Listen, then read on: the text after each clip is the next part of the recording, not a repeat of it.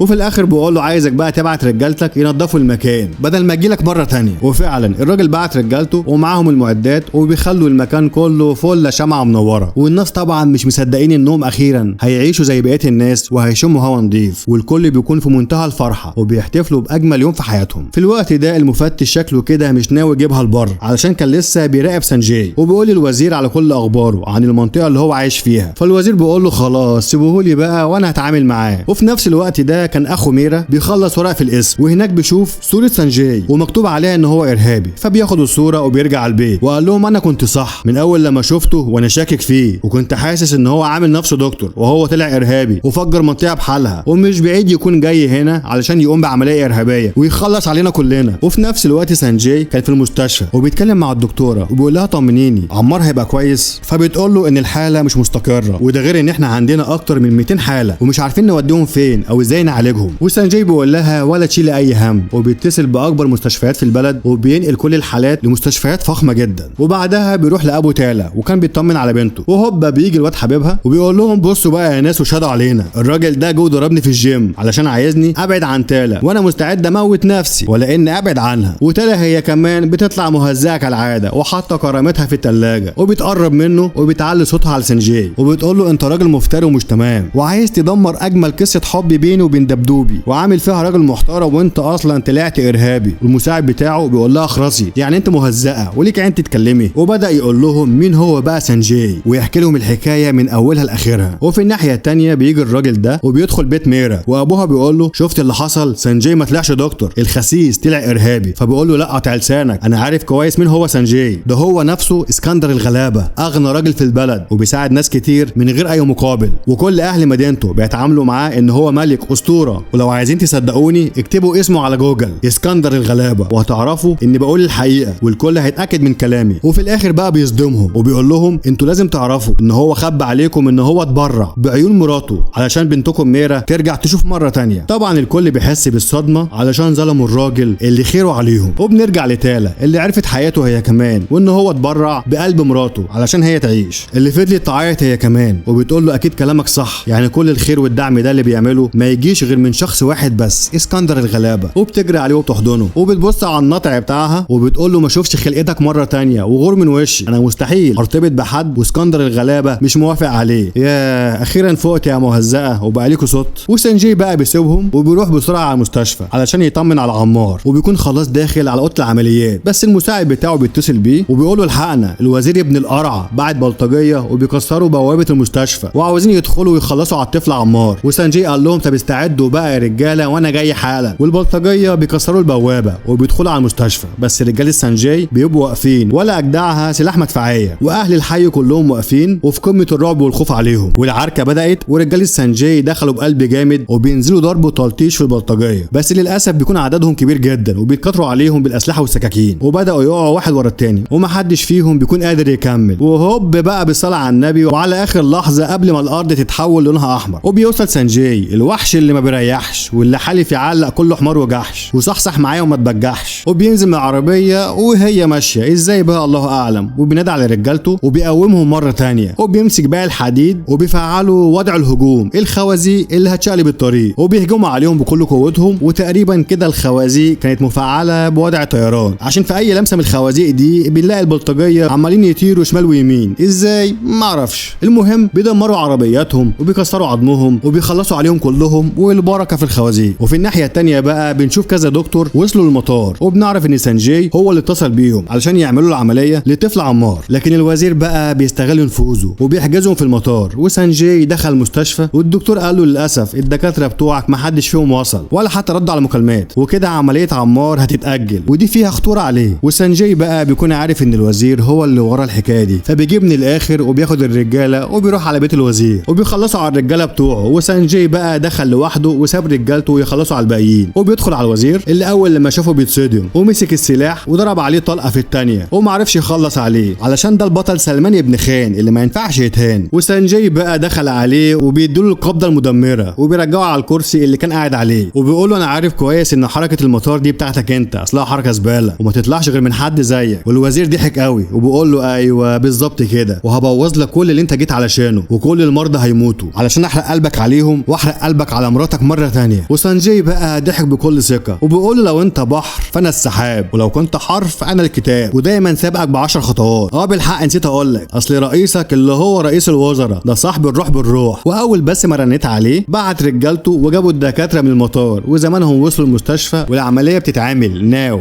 وفي النهايه انت اللي خسرت وابنك هو اللي مات. قول لي بقى هو في حد واخد من الدنيا حاجه؟ قال له لا. قال له طب خد، وبيدوا له القبضه المدمره الثانيه وبيخلص وبيخلص عليه وبيرجع تاني على المستشفى، والدكتور بيطمنه ان العمليه اخيرا نجحت. بعدها بيدخل يطمن على عمار وبيوعده ان هو هيتبناه وهيعيش معاه بقيه حياته. لكن في الوقت ده بيوصل المفتش وبيقول لسانجي احسن لك بقى تيجي معايا ومن غير شوشره، وبصراحه كده انا بعترف لك ان كنت غلطان وانت كان قصدك كل خير، بس غصب عني انت مطلوب للعداله. ولما بيخرجوا بيلاقي ان كل الناس في مدينه مومباي كلهم واقفين قدام المستشفى وكلهم جاهزين علشان يمنعوه ان هو يقبض على سانجي. وطبعا الضابط بدا يحسبها وافتكر اللي حصل المره اللي فاتت، فبياخدها من قصرها وبيفك الكلبشات وبيمشي بكرامته المره دي، والناس كلها بتهتف باسمه وبيكونوا في قمه الفرحه ان اسكندر الغلابه موجود معاهم وعايش في وسطهم وبيساعدهم وهيعمل عشانهم كل حاجه بيتمنوها. وفي الاخر اتمنى اشوف رايك في تعليق علشان انا فعلا تعبت جدا في الفيلم ده، وما تنساش تعمل لايك وتشترك في القناه، وان شاء الله اشوفكم الفيلم الجاي. سلام.